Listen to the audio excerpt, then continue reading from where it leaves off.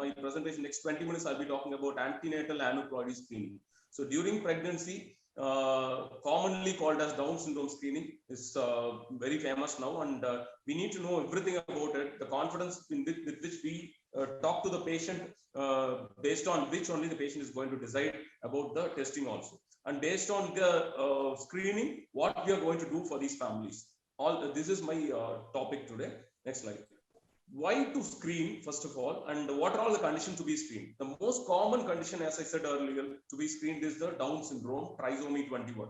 Even trisomy 13 and 18 are included in this screening, but these two, 18 and 13, will leave some clues ultrasound wise, so that we'll know that there is an anomaly in the baby. But Down syndrome can be a phenotypic surprise. It can be silent till the baby is born, and we take three parameters importantly into consideration. One is the maternal age, maternal serum biochemistry, and fetal ultrasonography findings. Next slide. Why aneuploidy screening? There are thousands of rare diseases. Why should we select only aneuploidy, particularly Down syndrome? Because, next slide. Down syndrome is considered to be the commonest genetic defect. Live birth incidence is 1 in 670, and the life expectancy can be into 50s only. And more than that, they have significant developmental delay, behavioral problems, severe learning disabilities. This makes the life of the child and the family difficult. And when we have some opportunity to prevent these babies being born, and we are taking that through the screening method. They have ENT problems like obstructive sleep apnea, hearing loss, vision abnormalities like myopia, obesity, hypothyroidism, pubertal issues, infertility, and these are common abnormalities which the families can manage. But there are few life-threatening problems like congenital heart disease, which is associated in 30 to 40% of the children with Down syndrome, and gastrointestinal surgical problems like atresia, small rotations. All these are common in babies with Down syndrome. Alzheimer's disease and leukemia are also life-threatening disorders for these babies. So because of all these reasons, they wanted to find out a proper screening method. And more than anything, there were validated biochemical assays to screen, to differentiate the high risk and low risk mothers in a biochemical way. So the need is, it is the commonest. Of course, these babies need specialized care, and which is very, very difficult for the families to raise them up. And the third is availability of biochemical markers, which helped us in moving forward with the screening programs. Next. Yeah. So more than diagnosing, there is an option of prevention also. So Down syndrome not only occurs in this pregnancy, there is a risk that this can recur in the next pregnancy. How it is? Because in a commonest variety of Down syndrome, that is non-disjunction type of Down syndrome called pure trisomy 21, the recurrence risk is low. Less than 1% is the recurrences. And the mosaic type is the rarest one. 1% of Down syndrome children falls into mosaic type category. Non-disjunction, about 95% of the Down syndrome belongs to this category genetically, that is karyotype wise. And mosaic type is 1%. Remaining 4% falls into translocation type of Down syndrome. And this translocation type has significant recurrences based on the carrier status of the family. That is, if the parents are silent carriers of translocation, there is a highest risk, even up to 100% risk of recurrence in the next pregnancy. So that the families may get Down syndrome babies again and again. So not only diagnosing Down syndrome now, but to prevent in the next pregnancies also, the screening and the diagnostic tests are going to help. Next slide. So translocation is only 4%, non-disjunction is 95%, and 1% is mosaicism. So 96% of the Down syndrome we don't need to worry about, because this is not going to recur. Non-disjunction or mosaicism is not going to recur, but translocation can have recurrences. So we need to see that, look at that karyotype picture, what exactly the genotype of the Down syndrome baby. Next. So non-disjunction type is the first picture I've shown. 3 chromosomes will be seen, 1, 2, 3 in 21st locus. This is called pure trisomy 21. This happens by accident. This will not have any significant recurrences. The second picture is the translocation type. If you see at the 21st locus, you can see only 2 chromosomes. The third chromosome, the third 21st chromosome is sitting on the 14th chromosome. That is what I've rounded and shown in the red round. It shows that 14th chromosome, there is an extra 21st chromosome sitting. This is called the translocation. This has significant recurrences if the parents are having carrier status previously. So the third one is the down below is the mosaicism, where 2 cell lines can be present, either normal cell lines with normal 21 chromosomes, 2 21 chromosomes in 21st locus, and 3 chromosomes in 21st locus. That 2 combined can be present. This is called mosaicism. This also happens accidentally. The recurrence risk is less than 1%. Next slide. So once we find out the karyotyping picture, it has been diagnosed with Down syndrome. The most important thing we need is the karyotyping of the fetus of the or the child. For confirmation, we know we've done, but looking at the karyotype, we can predict the recurrences. If it is pure trisomy 21, then the recurrence is low. For next pregnancy, you can guide them with indirect testing like screening, or if they are not ready to take even that 1%, direct testing can be offered for them based on the parents' situation. If they want NIPS, non-invasive prenatal screening, that also can be offered to them. If in case, if it is a translocation, then do parental karyotyping. Look for any evidence of translocation there in the parents. If parent is known to be a carrier of a translocation, the recurrence can vary between even 10 to 15% to 100%, because depending on where the translocation is present in the family. So if the parents' karyotyping is normal, you can treat them as pure trisomy 21. The recurrences will be low. The translocation that has happened in the Down syndrome baby is again de novo accidental. So if you see a translocation, do parental karyotyping before they are planning next pregnancy. Next slide. So when we discussed initially, the parameters which we took into consideration, the first parameter was the maternal age. So that was the previous popular thought. Elderly mothers, they are at high risk for trisomy 21, and we will offer screening only to them. But again, that was not enough, because the age alone, it has only 30% detection rate in detecting trisomy 21. So based on the age, if you are going, you will detect only 30% of the Down syndrome baby, 70% will be missed. So next slide. Do we need to screen all pregnant women? Yes, because we are only detecting 30% of the high-risk women based on the age. So it has to be applied to women of all ages. Most importantly, the fertility part. So younger women are more fertile. They have the higher incidence of Down syndrome babies than the older women who are less fertile. So the statistics says that 70% of Down syndrome occurs in women less than 35 years of age. So what does that mean is, it means all the women of all ages should be offered any sort of screening, which I'm going to explain in my next slides. Some sort of screening has to be given to these families because they are at high risk because of the fertility rate in them. And Down syndrome is mostly a genotypic surprise. In 95% of the time, it may not give you any clue through ultrasound. So it will be a silent one. And once the baby is born only, we will know the baby has a phenotype of Down syndrome. So that means it has to be offered to everyone, and it will be missed by antenatal ultrasound. So screening procedure is needed very much. Next slide.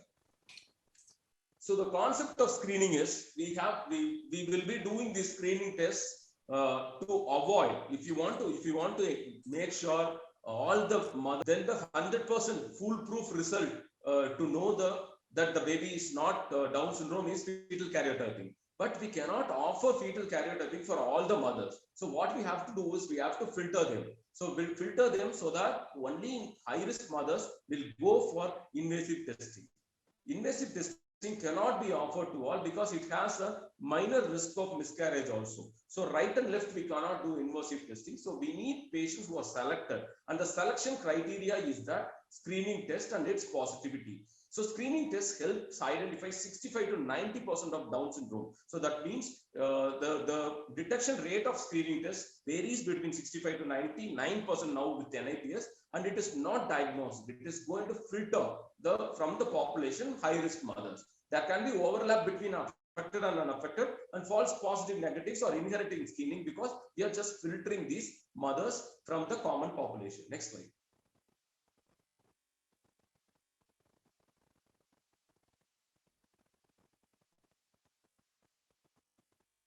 So any screening test which is going to be applied for a common public should be easy to implement, and it should be of low cost so that everybody will be affordable, and it should have relatively high detection rate and low false positive rate, and it can be given to the families in early pregnancy, and it should be safe enough that it won't disturb the pregnancy. So this is the way with which the ideal screening test is identified. Next slide. So the filtering mechanism is you find the ideal screening test, apply to the population, and filter the positive high risk mothers, and then do invasive testing in them and find out the real abnormality, that is the Down syndrome. So here the cutoff which has been kept as 1 in 250. So if the risk is more than 1 in 250, if it is 249 or 1 in 250 itself, they can undergo amniotic fluid or serious confirmatory testing that is the invasive testing, and fetal karyotyping will be seen. The complete picture of the chromosome will be seen, and thereby we can confirm whether the baby has normal set of chromosomes or Down syndrome. So first thing is you screen a population and then get high risk group, and in them offer the free invasive testing, and there you diagnose the Down syndrome. Next slide. So based on this, next, we can click. Yeah. So that everything will be loaded. Yes. One more click. Based on all the detection rate, we have shown it in this slide. What are all the screening tests which gives higher detection rate? So in first trimester, based on NT alone, we can detect about 70% of the cases. So NT is one marker. Nuchal fold thickness is one marker which can give 70% idea about the baby as having Down syndrome or not. When we combine first trimester screening, that is PAPIA and free beta HCG, the biochemical markers with nuchal fold thickness, the detection rate goes up to 82 to 87%. The third line, the triple screening, which was previously famous, can detect only 69%. It is inferior to a simple nuchal fold thickness examination. And the quadruple screening can detect only 71 to 80%.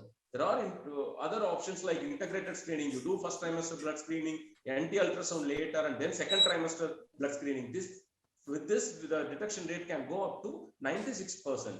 But the serum integrated screening, again, first trimester blood screen and second trimester blood screen, 85 to 88%. But the integrated screenings were very difficult because of the patient compliance. So most often we are all very well aware of first trimester and second trimester screening, and the newer one is the non-invasive prenatal screening. Here the detection rate is up to 99%. And so based on detection rate, NIPS stands first. Next comes your first trimester screening, and third comes your quadruple screening, and then only comes then comes NT, and then comes the triple screening. So triple screening is inferior to all. If in case a patient misses the first trimester screening, you can offer quadruple screening in the next trimester rather than a triple screening. Next slide. Yeah. So the first trimester markers, one thing is the biochemical markers, PAPIA and free beta HCG. It is ideally it has to be done in 9 to 10 weeks of gestation, and ultrasound markers wise nuchal fold thickness ideally can be done in 12 weeks, but we cannot ask the patient to come again and again. So we have combined all these 10 to 12 weeks. We can do the blood biochemistry and also the NT, based on which the recurrence, the detection, screening results can be released. Next slide. So nuchal fold thickness and first trimester screening. So nuchal fold thickness alone is a very powerful marker. It detects about 70% of the Down syndrome babies. But again, it needs training, certification, because of the view, the way you take, and sometimes it can get rejected by auditing. The periodic audit has to be made so that we are doing it in a proper way. Performance is best at 12 weeks. It can be combined with biochemical markers. Detection rates separately for MT is up to 75, commonly 70, and if it is associated with pregnancy associated PAP-A or that is plasma protein A, PAP-A, or free beta form of human chorionic gonadotropin, the detection rate goes up to 85%. The risk cutoff is 1 in 250. So 1 in 250 and above, we say it is negative, low risk, and 1 in 250 and below, we subject them for further level of testing, which I will explain later. Next slide. So we come to the second trimester screening. So timing will be between 15 to 19 weeks is the timing. Ideal timing is 16 to 18 weeks so that we can do the confirmatory testings also. The parameters used here are alpha fetoprotein, HCG, unconjugated estradiol, and inhibin. Triple test, we take 3 parameters, AFP, unconjugated estradiol, and HCG. Detection rate is only 70%.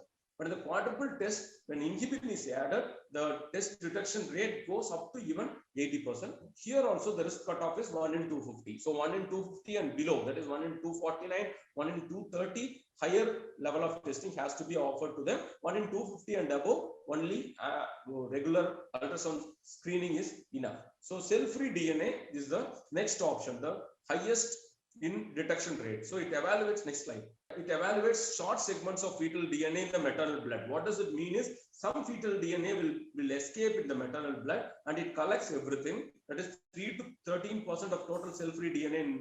It can be found in the maternal blood. It collects that and then from there we do the testing. So it can be done from 10 weeks onwards till term. The amount increases with gestation, cleared within hours of birth. But again, to do a cell-free DNA and do a, if in case you want to do a confirmatory testing, ideally it has to be completed before at least 18 weeks or so that the 16 weeks or so that we'll get the result and then we can go for karyotyping and all. So ideally it will be between 10 to 16 to 18 weeks, but again it can be done till gestation also. The detection rate for Down syndrome is 99%. Trisomy 21 is 99%, but again detection rate is lower for trisomy 18 and 13. Of course, we have so many other methods like ultrasound to find out that, and low false positive rate in high risk women. That is very, very important. So if fetal fraction is more than 10%, is more effective, but labs claim even with lower fetal fraction, they can give the results. So results do not always represent fetal DNA. So this is very, very important. It is not a confirmatory test, because there can be confined placental mosaicism, resorbing twin, or maternal malignancy. All these factors can give a false positive result. So decision making wise, no irrevocable obstetric decision. That means no option of termination should be made in pregnancies with a positive non-invasive prenatal screening testing without confirmatory invasive diagnostic testing. So cell-free DNA again is a non-invasive prenatal screening. It is not a diagnostic testing. We have to confirm by fetal testing and karyotyping. Next slide. So the limitations, fetal fraction is important and it is not a confirmatory test. Polyploidies cannot be screened. Placental mosaicism can cause analysis problems. Fetal fraction again cannot pinpoint the exact fetus having aneuploidy in twin pregnancy. So all these are there, and the cost is relatively higher for a screening test. The cost is considered to be little high. So if you consider NT and FTS and the cost of your NAPS, it will be drastically different. That may be a limitation here. Next slide. So next comes your ultrasound findings. So we finished about the maternal age, about the maternal biochemical parameters, ultrasound findings. So the structural change that is detected on an USG ultrasound, but it is not major. It is not a big, say, ASD, VSD, or AVSD. It may be a echogenic focus in the heart, have little or no pathological significance, may present in normal fetus as normal variant, but not more commonly found in fetus with chromosomal aneuploidy. So it has varying sensitivity for detecting aneuploidy. Detection rate can be from 50 to 78%.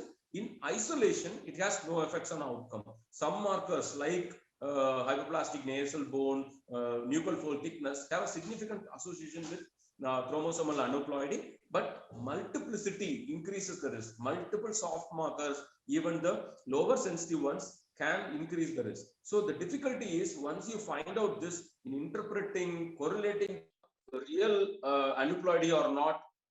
Previous slide, ma.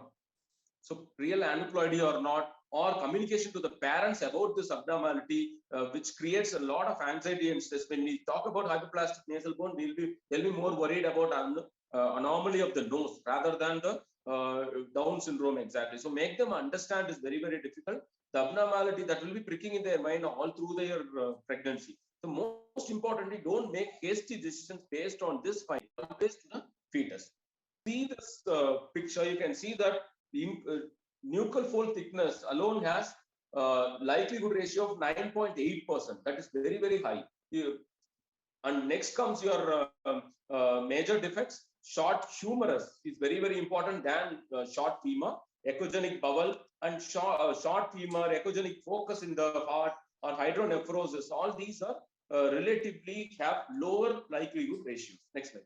So again, this again shows that intracardiac echogenic focus has very low likelihood ratio, but again, ventriculomegaly, increased nuchal fold, echogenic bowel also has lower one. ARSA, hypoplastic nasal bone, all these have higher likelihood ratio than the other soft markers. So in the soft markers itself, highly likely soft markers associated and less likely of that. So we have to categorize carefully based on this. Next slide. So once we know the baseline risk with the screening and we have some ultrasound parameters, what we are going to do, we can adjust the risk, reinterpretation of the risk that can be done by simple calculation, that background risk that is found in the screening by biochemical markers divided by the likelihood ratios of soft markers. If it is isolated, you can put the previous slide, the likelihood ratio numbers you have, no? You can put the numbers down and then you can make a reinterpolation. Next slide. Multiple parameters are found. You can multiply the likelihood ratios in the denominator. You can do that. Or if it is very difficult, there are options available in online calculators available. So online calculators are available, the fetus.net with original articles of ISUOG. So all these can be done online, or even commercial labs can help you in doing the risk reanalysis. So the concepts of soft markers or ultrasound soft markers are detection of one marker, you look for other markers. So if there is hypoplastic nasal bone, nuchal fold, thickness is high, ARSA, aberrant right subclavian artery, ventriculomegaly, these are isolated soft markers. Short humerus, echogenic bowel have modest accuracy. Isolated choroid plexus cyst or intracardiac echogenic focus, piloectasis, all these have lower likelihood ratio, subtle anomalies. So if they are present isolated, you can ignore them. If multiple markers are there, it means it is a strong predictor. And if no markers are seen, you can take that as an advantage because it helps to modify the risk for a mother who's at a high risk also. So multiple pregnancy screening is very, very difficult because limited data is available compared to the singleton pregnancies. First is to establish chorionicity. Most often, sometimes they do separate risk for each fetus can be assessed. It can be divided. All these are there. But only thing is, most often the ultrasound findings like NT values or other markers can be taken into account in multiple pregnancies rather than the biochemical markers because of the difficulty in interpreting. So in short, a mother who comes to for a pregnancy checkup, and if you are going to offer a prenatal screening, so advise them, if the mother is a low, medium, or high risk pregnancy, whatever it is, the first best test, affordable test which is available is your first trimester screening, that is combined screening NT and FTS, can be given offered between 11 to 13 weeks. If it is negative, you can continue the pregnancy with ultrasound screening, looking for further soft markers or ultrasonic markers. If it is a high risk pregnancy, there you can offer them NIPS, non-invasive prenatal screening. Say elderly mother, more than 37 years of age, you can offer them directly NIPS, and it can be done from 10th week onwards. If it is negative, then again the pregnancy can be followed up with ultrasound only. So NT-FTS negative, NIPS negative, you can follow them with regular ultrasound only. If in case NT-FTS first trimester screening is positive, there are two options. So one is they can go for confirmatory testing, either chorionic villus sampling or amniocentesis, and doing the fetal karyotyping. If in case if the family is not willing, they are afraid about going for invasive testing, then there with NT-FTS positive, you can offer them NIPS. That is a superior test as far as screening is concerned. Once NIPS again is positive, they can go for confirmatory testing. If NIPS is negative, maybe we can reassure them. But again, this has to be taken with a pinch of salt, because if in case if the pregnancy is at 18 weeks, you are planning to do amniocentesis, and at that time offering an NIPS, getting the result at 20-21 weeks, and then going in for so timing also is very, very important. If in case if they've gone in for NIPS and if it is positive, you cannot make decisions. You have to go for confirmatory testing like serious amniocentesis for fetal karyotyping. Look at the karyotyping, confirm whether the baby has Down syndrome or not, and then take decisions. So what is practical in our country? So maternal age alone is insufficient because the detection rate is only 30%, and NTFTS, nuchal thickness and first trimester screening is cost effective. It is superior to triple and quadruple screening. The quadruple screen can be offered to mothers who missed the first trimester screening. It is superior to triple screening, and second trimester ultrasound can be a useful adjunct to other protocols because it adds value. The best screening available for trisomy 21 is non-invasive prenatal screening. It can be offered to high-risk mothers and affordable mothers. So most important line, the last line is very, very important. You all that screen positive are not Down syndrome. So if the risk is 1 in 50 in NTFTS, that means there is a chance that there are 49 normal babies inside and only one baby has Down syndrome. Don't take decisions based on screening itself. Thanks a lot. If there are any further questions, I'll be happy to answer. What are the chances of getting serum screening negative for Down syndrome and NIPT positive? Yeah, so you're doing a triple marker. So the detection rate is only 70%. So remaining 30%, it is going to miss. If you offer NIPS for that particular family, the remaining 30%, if the Down syndrome risk is there, it is going to pick up. So its detection rate is 99%. It is a superior testing. So there is a high chance that when you offer some inferior testing to NIPS, if it is negative, then there is a chance that NIPS may pick up.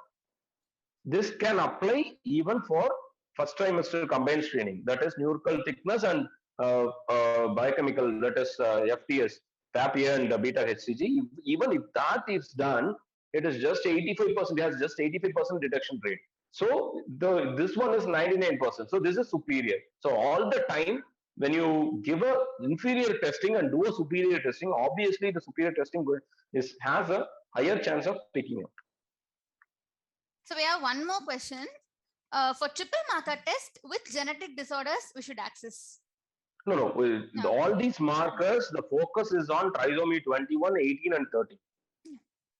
So these are the aneuploidies we are checking. And triple marker, quadruple, NTFTS, even NIPS are focused for these common aneuploidies only. 13, 18, 21, most precisely 21, because it can be silent in ultrasound. Everybody, and it was a nice academic what we have just witnessed. There were two topics, basically both were from the field of, actually we have scheduled it in such a way that everything should get at one place, from the gynecology point of view also, and from the obstetric point, what is being offered presently for the aneuploidy screening. We can see the trend has changed for both the things, the aneuploidy screening also. So we have to get updated as per the current trend. So that is why the topics were scheduled in such a way. So I'm thankful for Dr. Pradeep for giving his wonderful and very expertise opinion regarding aneuploidy screening. I would like to add regarding one thing that Meenakshi Lab is providing both the tests here, the cervical cancer screening in the conventional as well as the liquid-based cytology form. And for the aneuploidy screening also, Meenakshi Lab is making available double marker test, triple marker test, and quadruple marker test. So these tests are available in the main branch of the laboratory in the Meenakshi Labs Madurai, and the samples are collected from all over the 10 branches, whatever we have.